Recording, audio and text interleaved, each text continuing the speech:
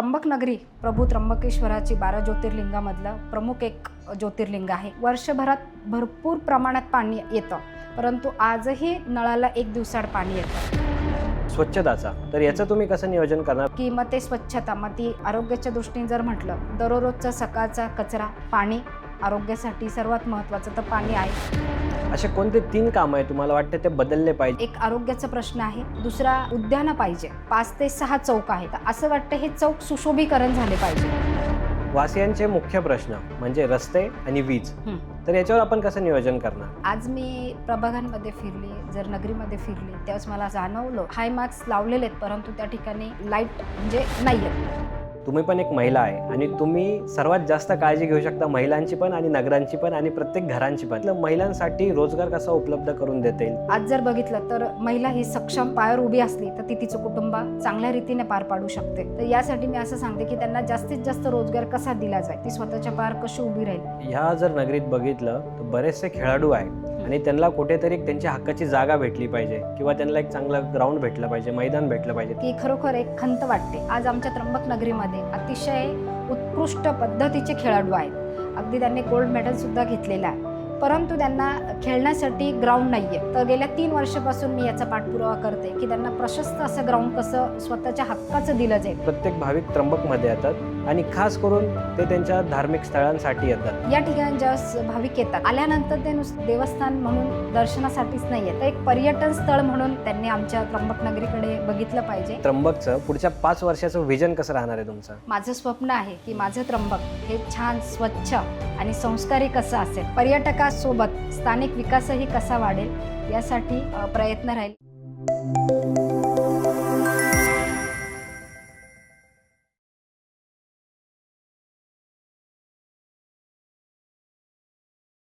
नाशिक जिल्ह्यातील सर्वात पवित्र स्थळ म्हणजे आपली त्र्यंबकनगरी। मी खूप भाग्यवान आहे, इथल्या लोकांचे प्रश्न मला तुम्हाला विचारायचा मौका भेटलाय। तर आपण सुरुवात करू सुरुवातीपासून। तुमचा आणि इथल्या लोकांचा लढा कसा आहे, तुमचा आणि इथल्या लोकांचं नातं कसं आहे? नमस्कार, मी त्रिवेणी सोमनाथ तुंगार।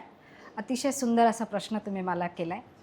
या नगरीचा आणि माझा परिचय म्हणजे माझ्या जन्मतापासूनच माझी नाळ ही या नगरीसाठीच जोडली गेलेली आहे। मी लहानाची मोठी या नगरीमध्येच झालेली आहे। माझं माहेर त्र्यंबकेश्वरच आहे, माझं सासरही त्र्यंबकेश्वर आहेच, म्हणून मी आत्तापर्यंतचा माझा हा जो प्रवास आहे जीवनाचा, तो आजवरचा हा त्र्यंबकनगरीसाठीच आहे आणि त्र्यंबकमध्येच आहे।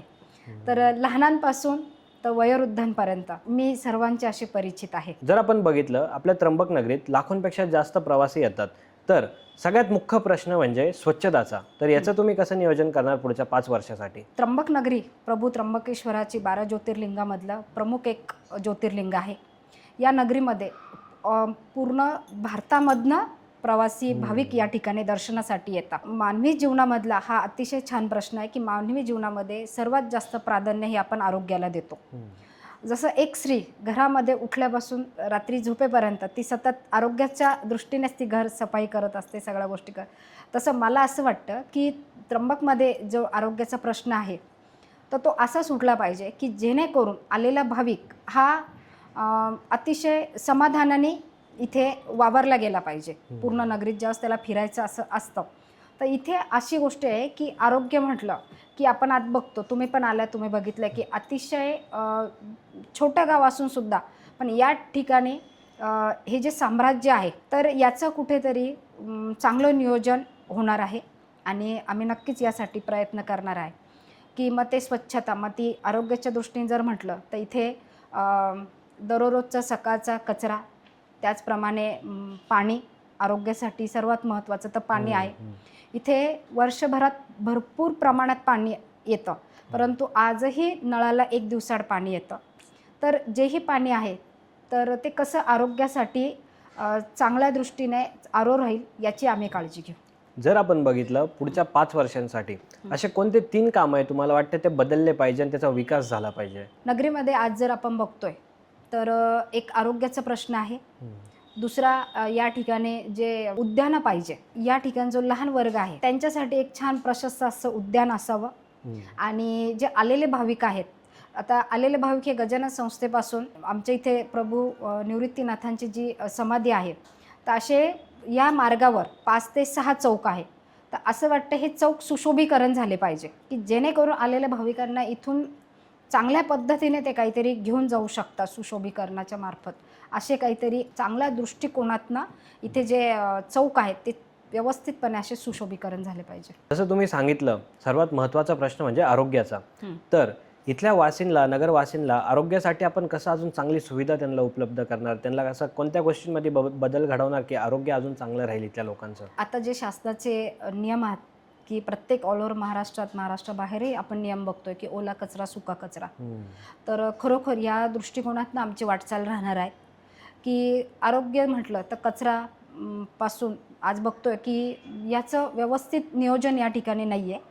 त्यामुळे कचरा प्रचंड प्रमाणात तुम्हाला रस्त्यावर दिसतोय. आज जर आपण रस्त्याने फिरतोय तर तुम्हाला बरोबरीने कचराच दिसतोय. तर हे कुठेतरी हे थांबलं गेलं पाहिजे, या दृष्टीने माझी वाटचाल राहणार. त्याचप्रमाणे पाण्याचा विषय आत्ताच तुम्हाला सांगितलं की या नगरीमध्ये आता सलग 7-8 महिन्यापासूनही पाऊस आहे आणि सतत पाऊस पडतोच.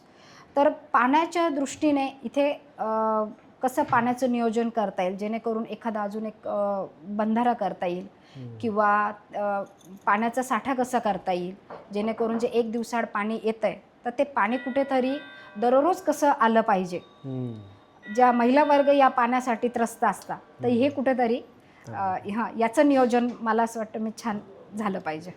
जर आपण बघितलं वासियांचे मुख्य प्रश्न म्हणजे रस्ते आणि वीज, तर याच्यावर आपण कसं नियोजन करणार? बरोबर आहे. आज मी प्रभागांमध्ये फिरली, जर नगरीमध्ये फिरली त्यावेळेस मला जाणवलं की बऱ्याचशा ठिकाणी हाय मार्क्स लावलेले आहेत परंतु त्या ठिकाणी लाईट म्हणजे नाही आहेत. तर असं न होता प्रत्येक ठिकाणी मला असं वाटतं की त्र्यंबक नगरी ही लखलखीत कशी झाली पाहिजे. तर या ठिकाणी मी जे सोलर आहे शासनाने सांगितलं आहे की मागच्या वेळेसही आम्ही हर घर सोलर सर्वे केलेला आहे. मी या प्रयत्नात राहील की जास्तीत जास्त लोकांपर्यंत हर घर सोलर कसं जाईल. जसं आम्ही हर घर तिरंगा दिला होता तर हर घर सोलर आम्ही देऊ आणि सोलरच्या माध्यमातून पथदीप आहेत ते कसे राहतील याचं आम्ही चांगल्या पद्धतीने नियोजन करू. तुम्ही पण एक महिला आहे आणि तुम्ही सर्वात जास्त काळजी घेऊ शकता महिलांची पण आणि नगरांची पण आणि प्रत्येक घरांची पण, हे तर मी 100% सांगू शकतो. महिलांसाठी रोजगार कसा उपलब्ध करून देता येईल, त्यांच्यासाठी कसं आर्थिक त्यांना मजबूत करण्यात येईल, तर याच्यावर तुम्ही काय सांगता? महिला म्हणून सांगते की आम्ही सतत 5 वर्षापासून महिला बचत गटात मार्फत मी काम करते आणि करत आलेले आणि करत राहणारे. तर आज जर बघितलं तर महिला ही सक्षम पायावर उभी असली तर ती तिचं कुटुंब चांगल्या रीतीने पार पाडू शकते.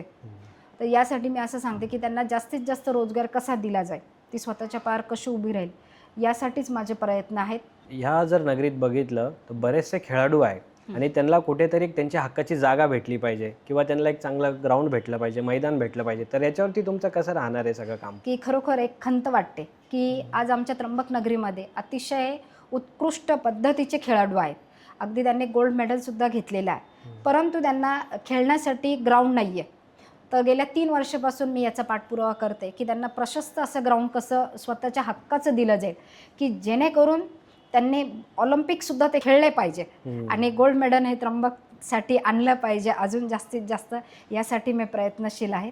जर आपण बघितलं लहान मुलांसाठी पार्क, ज्येष्ठकांसाठी बैठक आणि तरुणांसाठी जॉगिंग ट्रॅक किंवा एक मैदान, तर याच्यावरती आपण कसं काम करणार? या ठिकाणी एक ज्येष्ठ नागरिक कट्टा म्हणून पण आहे की संपूर्ण गावामधनं ज्येष्ठ नागरिक त्या ठिकाणी एकत्र येतात परंतु आज त्यांना बसायला हक्काचं काहीही नाही आहे.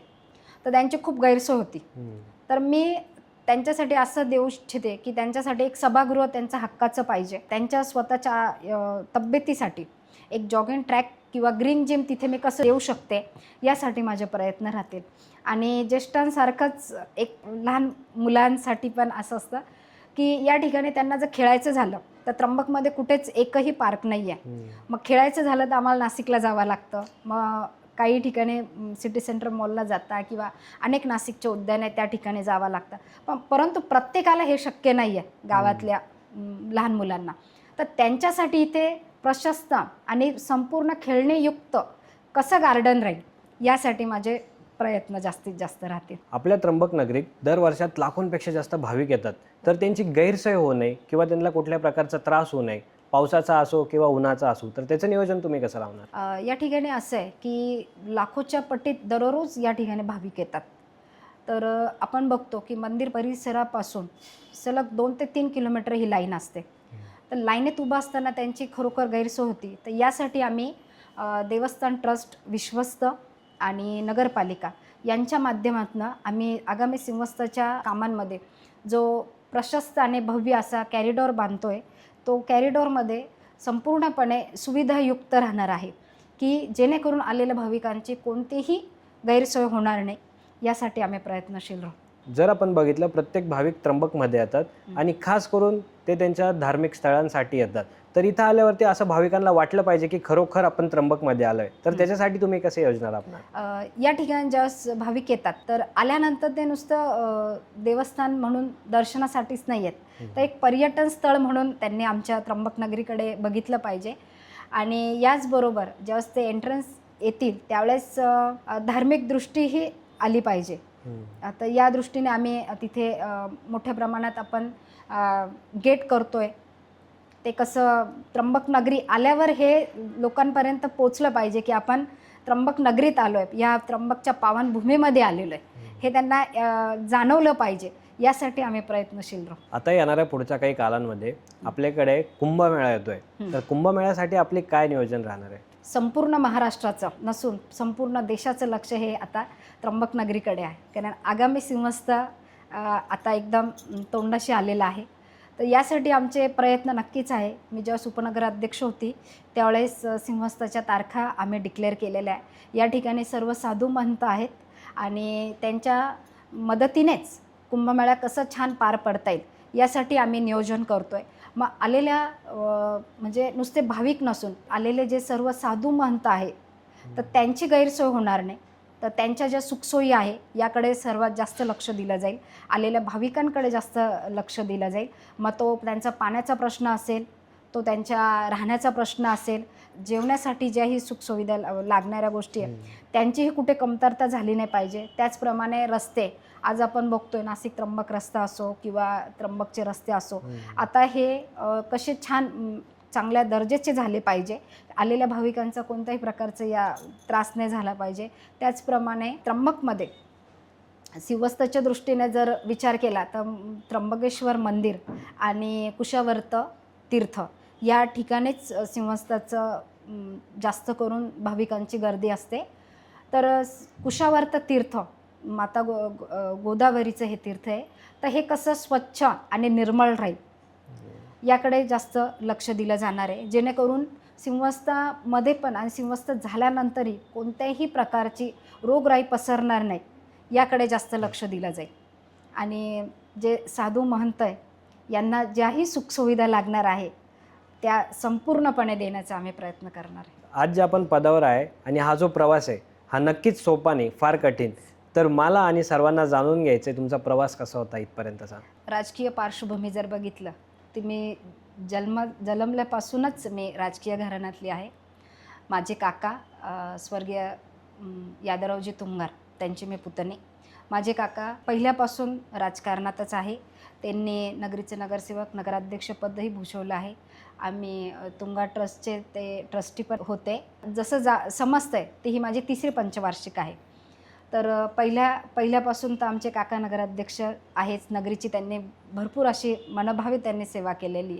त्यांच्या पायावर पाय देऊन माझे भाऊ धनंजय तुंगार त्याच पद्धतीने म्हणजे त्यांच्याबरोबर माझे मिस्टर रवींद्र सोनवणे, माझे अजून 2 भाऊ प्रशांत तुंगार, योगेश तुंगार हेही नगरसेवक आणि नगराध्यक्ष झालेले. त्याचप्रमाणे ह्या सर्वांची कामाची पोचपावती म्हणून मागच्या 5 पंचवार्षिकमध्ये मी बिनविरोध नगरसेविका झालेली आहे. मी उपनगराध्यक्ष आणि माजी नगराध्यक्ष हे पदे मी भूषवले आहेत. नगरीची सेवा मी केलेली आहे. तर त्याच कामाची पोचपावती म्हणून आज एक नगरीचा आणि माझ्या एक अंतर्मनातनं एक आवाज येतो आहे की मी आणखी नगरीची सेवा करावी. त्यासाठी मी आज या ठिकाणी नगरीचे नगराध्यक्ष यासाठी उमेदवारी करत आहे. आपण जर बघितलं आपल्या त्र्यंबकचं पुढच्या 5 वर्षाचं व्हिजन कसं राहणार आहे तुमचं? माझं स्वप्न आहे की माझं त्र्यंबक हे छान, स्वच्छ आणि संस्कारी कसं असेल यासाठी मी सतत प्रयत्नशील राहील. पर्यटकासोबत स्थानिक विकासही कसा वाढेल यासाठी प्रयत्न राहील. आजची परिस्थिती अशी आहे की आलेले भाविक हे नाराज होऊन जातात, परंतु नाराज न होता त्यांना वारंवार या ठिकाणी यायची इच्छा झाली पाहिजे आणि माझं त्र्यंबकेश्वर त्यांनी अभिमानाने म्हटलं पाहिजे, यासाठी मी प्रयत्नशील राहील. आपल्या त्र्यंबक नगरीत वर्षभरात असे कोणते कोणते पारंपरिक सण साजरे केले जातात? त्र्यंबक नगरीमध्ये वर्षभरात साधारण 3 ते 4 सण साजरे केले जातात. म्हणजे मोठ्या प्रमाणात 12 ज्योतिर्लिंगामधलं ज्योतिर्लिंग असल्यामुळे या ठिकाणी श्रावण मास हा संपूर्ण पवित्र मास असा मानला जातो, महिना मानला जातो. तर यामध्ये एक तिसरा सोमवार असतो की तिसऱ्या सोमवारी संपूर्ण महाराष्ट्रामधनं भाविक येत असतात. तर ते या ठिकाणी ब्रह्मगिरी प्रदक्षिणा म्हणून असते. तर ब्रह्मगिरी प्रदक्षिणेसाठी येते. तर संपूर्ण त्र्यंबक नगरीमध्ये ही प्रदक्षिणा असते. तर या ठिकाणी प्रदक्षिणा म्हणजे पायी केलेली जाते. ते कुठल्याही वाहनांचा या ठिकाणी उपयोग केला जात नाही. तर मग अशा ठिकाणी ज्यावेळेस इथून मागच्या 4 ते 5 वर्षामध्ये असं होतं की तो खडतर रस्ता होता. रात्री जे भाविक प्रदक्षिणा सुरू करतात तर त्यांच्यासाठी लाईट आणि पाण्याची सोय नव्हती. तर आगामी सिंहस्थच्या याच्यामध्येही की ज्यावेळेस सिंहस्थचे कामं होत आहेत तर यामध्ये आम्ही म्हणजे प्रारूप मी या प्रदक्षिणेसाठी देऊ इच्छिते की आलेल्या भाविकांची कोणत्याही प्रकारची गैरसोय होणार नाही, जेणेकरून चांगल्या पद्धतीचे रस्ते, लाईट आणि पाणी आणि त्याही पलीकडे आरोग्य सेवा कशी दिली जाईल याकडे माझं प्रामुख्याने लक्ष राहील. त्याच पद्धतीने इथे श्रावण मास झाल्यानंतर सर्वात मोठा पूर्ण आपल्या महाराष्ट्राचं जसं आराध्य दैवत आहे पंढरपूरमध्ये प्रभू विठ्ठलराज, तर विठ्ठल भगवानची जशी आपली यात्रा भरते त्याचप्रमाणे इथे आषाढी वारी भरते की संत निवृत्तीनाथांची आमच्या त्र्यंबक नगरीमध्ये संजीवनी अशी समाधी आहे. तर या ठिकाणी जी आमची यात्रा असते त्र्यंबकेश्वराची, तर यात्रेमध्ये संपूर्ण महाराष्ट्र आणि महाराष्ट्र बाहेरून वारकरी संप्रदाय या ठिकाणी येतं. अनेक ठिकाणचे अनेक देवस्थानचे या ठिकाणी दिंडी येते, पायी सोहळे असतात. या दिंडी सोहळ्यांचं प्रामुख्याने अतिशय मोठ्या प्रमाणात आम्हाला नियोजन करायचं असतं. तर यामध्ये त्यांचं स्वच्छता म्हणजे टॉयलेट बाथरूम असो, पाणी कसं त्यांना संपूर्ण गावाला आम्हाला पाणी द्यायचं असतं, तर स्वच्छ पद्धतीने आम्ही कसं पाणी देऊ शकू याकडे लाईट असते. कारण ते सलग 3 ते 4 दिवस या ठिकाणी मुक्कामी असतात. तर 3 ते 4 दिवस आम्हाला त्यांना या सुविधा पोचवायच्या असतात. तर याच ठिकाणी आम्ही प्रामुख्याने सेवा आहेत त्यांच्या त्या देण्याचा प्रयत्न करतो. त्याच पद्धतीने स्वच्छ आणि सुंदर आणि पर्यावरणपूरक अशी वारी कशी होईल याकडे आम्ही जास्त लक्ष देऊ. आज असं एक म्हणजे मी तुमच्या माध्यमातून असं सांगू इच्छिते की जे भाविक इथे येतात संत निवृत्तीनाथांच्या यात्रेसाठी, तर 2 ते 3 वर्ष होऊन गेलेले की या ठिकाणी निवृत्तीनाथांचं मंदिर झालेलं नाही आहे. तर मी खरोखर देवाकडे प्रार्थना करते की मला या संधीचं सोनं करून जे काम अपूर्ण राहिलेलं आहे तर ते काम मी कसं पूर्ण करेन. त्याचप्रमाणे आमची ग्रामदेवता महादेवीचं मंदिर आहे, तेही या ठिकाणी छोट्या स्वरूपामध्ये तिचं मंदिर आहे देवीचं, तर ते पण मी प्रशस्त मंदिर कसं करेल यासाठी माझं प्रामुख्याने माझे प्रयत्न असतील.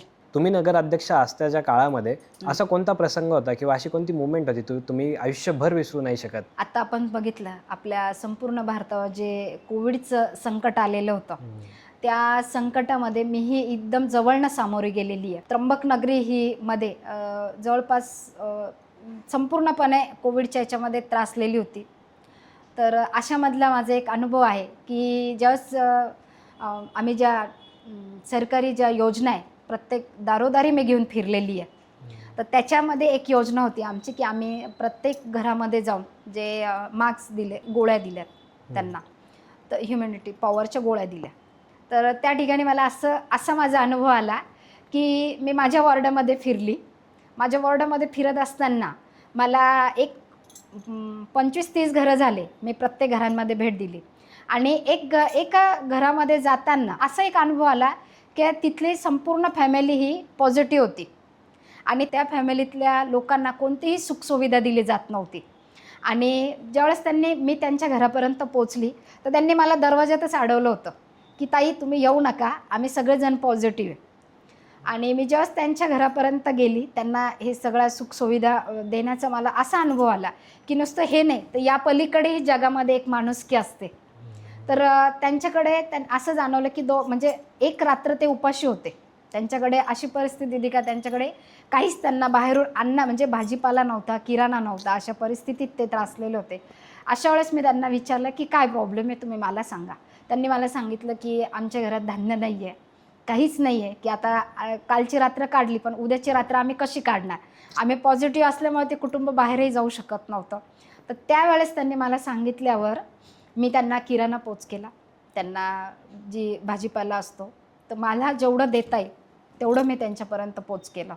आणि त्याची पोचपावती मला आत्ता ज्यावेळेस मी मतं मागायला जाते सर्वांकडे, तर त्याची पोचपावती त्यांनी मला आज दिली. म्हणजे मी जे काही केलं असेल त्या कुटुंबासाठी ते संपूर्णपणे विसरली होती. तर ह्यावेळेस गेल्यानंतर त्यांनी मला सांगितलं की ताई, मी त्यांना फक्त म्हणजे सांगितलं की मी नगराध्यक्षासाठी उभी आहे, तुम्ही मला मतदान करा. मी त्यांना सांगितलं संपूर्णपणे. त्यांनी मला असं उत्तर दिलं समोरून का तुम्ही आज आल्या, आता परत येऊ नका. तर 2 मिनटं मला असं जाणवलं की मी काही चुकले का. पण नंतर 2-4 पावलं पुढे गेल्यावर त्यांनी परत मला बोलवलं आणि मला असं सांगितलं की तुम्हाला असं वाटलं असेल की आम्ही असं का बोललो. त्यावेळेस त्यांची संपूर्ण फॅमिली मला भेटली आणि त्यांनी मला असं सांगितलं की कोविडच्या काळामध्ये आम्हाला मदत करायला कोणीच नाही आलं, पण आम्ही पॉझिटिव्ह आम्ही तुम्हाला सांगतोय तरी तुम्ही तुमच्या स्वतःच्या जीवाचा विचार न करता तुम्ही आमच्यापर्यंत आल्या आणि तुम्ही आम्हाला धान्य दिलं. तुम्ही केलेली आमची मदत आम्ही हे कधी विसरणार नाही. तुम्ही विसरले असाल पण आम्ही विसरणार नाही. या कामाची पोचपावती ते आज माझ्यासोबत आहेत. असे सगळं संपूर्ण नगरी आज माझ्यासोबत आहे. जर आपण बघितलं, तुम्ही कंटिन्यू त्र्यंबकवासियांसोबत असतात, त्यांचे प्रॉब्लेम जाणून घेतात किंवा त्यांची समाजसेवा कशी करायची हे बरेचसे लोक तुमच्याकडून शिकतात. तर याची तुमची सुरुवात कशी झाली, तुम्हाला याचं प्रेरणा कशी भेटली? सामाजिक कार्याची सुरुवात ही माझी लहानपणापासूनच आहे. नवरात्र उत्सव असेल, गणपती उत्सव असेल, अनेक ठिकाणचे जेही सांस्कृतिक कार्यक्रम आहे याची सुरुवात मला शाळेपासूनच आहे. शाळेमध्ये पण मी दरवेळेस मॉनिटर राहायची, मला आवड होती. मी म्हणजे प्रत्येक कार्यक्रमात याच्यात माझा उत्साह राहायचा. त्याचप्रमाणे मी कॉलेजला आली. कॉलेजलाही मी 2 वर्ष GS होती. माझं जर राजकीय क्षेत्र हे GSपासून सुरू झालेलं असं म्हणता येईल. आजही गावामध्ये जेही सांस्कृतिक कार्यक्रम असतात त्यामध्ये माझा सर्वात मोठा वाटा असतो. मला त्या गोष्टीची फार आवड आहे. 20 वर्ष झाले माझं स्वतःचं एक मंडळ असतं. गणपती उत्सव असो की नवरात्र उत्सव असो, त्र्यंबकमध्ये जेही सांस्कृतिक कार्यक्रम होता त्यामध्ये मला सहभाग व्हायला खूप आवडतं. माझे काका स्वातंत्र्य सैनिक यादवरावजी तुंगार, त्यांचं सहकार क्षेत्र, राजकीय क्षेत्र व शैक्षणिक क्षेत्रात त्यांचं फार मोठं योगदान आहे. त्याचप्रमाणे माझे पती रवींद्र सोनवणे यांचे देखील राजकीय क्षेत्रात फार मोठा वारसा आहे आणि योगदान आहे. मागील 2014च्या सिंहस्थ कुंभमेळ्यामध्ये ते नगरीचे उपनगराध्यक्ष होते. त्यांच्या कारकिर्दीत त्यांनी भरपूर असे ठोस आणि प्रमुख कामं केलेले आहे. त्यामध्ये सर्वात त्यांच्या योगदानातनं काम झालेलं डॉक्टर बाबासाहेब आंबेडकर यांचा पूर्णाकृती पुतळ्याचं त्यांनी छान आणि सुंदर असं स्मारक उभारलं आहे. ते अतिशय असं प्रेरणादायी आहे आलेल्या भाविकांसाठीही आणि नगरीसाठी. तसेच माझे भाऊ धनंजयजी तुंगार, प्रशांत भाऊ तुंगार, योगेश भाऊ तुंगार यांचेही राजकीय वारसा आहेत. तेही या नगरीचे नगराध्यक्षपद त्यांनीही भूषवलेलं आहे. या पद्धतीने मला प्रेरणा मिळालेली आहे. मागच्या वेळेस जेव्हा तुम्ही नगराध्यक्ष पदासाठी निवडून आले तर तुमच्या मनातली भावना काय होती, काय विचार होते डोक्यात? ज्यावेळेस मी नगरसेवक झाली, उपनगराध्यक्ष झाली आणि माझी नगराध्यक्ष झाली, ही खूप मोठी जबाबदारी माझ्यावर होती. ते आता जे राहिलेले स्वप्न आहे ते मला आता प्रत्यक्षात उतरवायचे. जेही माझ्याकडनं अपेक्षा आहेत त्या मला आता प्रत्यक्षात साकार करायच्या आहे आणि यासाठी मला जनतेचीच गरज लागणार आहे. आणि कोणतीही गोष्ट मी एकटी पूर्ण करू शकत नाही. मला त्यासाठी संपूर्ण माझ्या त्र्यंबक नगरियांच्या प्रेमाने, आशीर्वादाने आणि त्यांच्या साथीनेच मी पुढे जाणार आहे. आणि माझ्या त्र्यंबकचा विकास कसा होईल, माझ्या त्र्यंबकचं नाव पोहोचेल सर्वांपर्यंत, यासाठीच मी प्रयत्नशील राहील. आणि माझी खरोखर प्रामाणिक इच्छा आहे, मी प्रभू त्र्यंबकराजाला रोज साकडं घालते की त्याने मला पोटापुरतं दिलेलंच आहे.